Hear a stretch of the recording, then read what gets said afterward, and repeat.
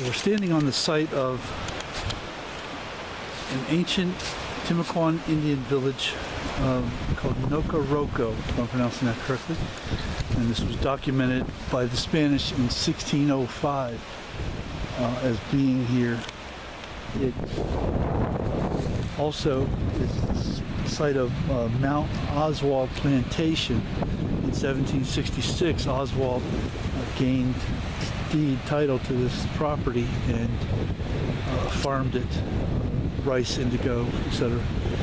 This is right in front of where I'm pointing right now is where we just were with the Chief Tomoka statue. This is one of the most significantly historical areas in the state.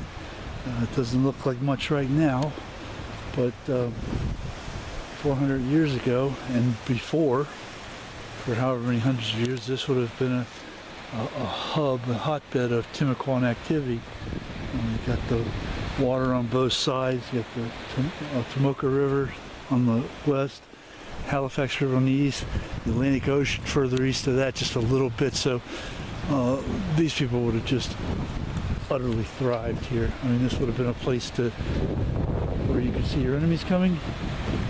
All these trees wouldn't have been here. It would have been, they have middens all over the place. I haven't seen any of that stuff, I hardly read about. It just would have been a hotbed of activity. I'm sure they would have had stilt houses to keep, like the typical Florida Indians do, to rise above the mosquitoes and also catch the breeze. So just incredibly historic area. Again, doesn't really look like much to the naked eye, but this is where it was back in those days. It's incredible to stand in a place of such history.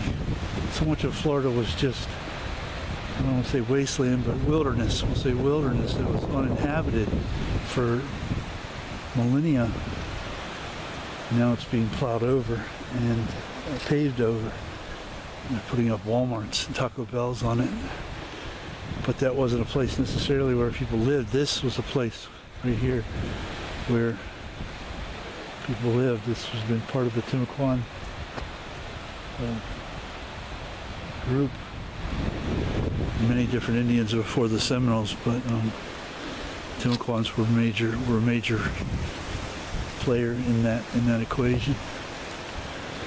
So, and then of course later on, like I said, the British came and after the Timucuan were driven out, and then still later the Seminoles would have occupied this area and cultivated it and lived in this area as well. Phenomenal, just phenomenal.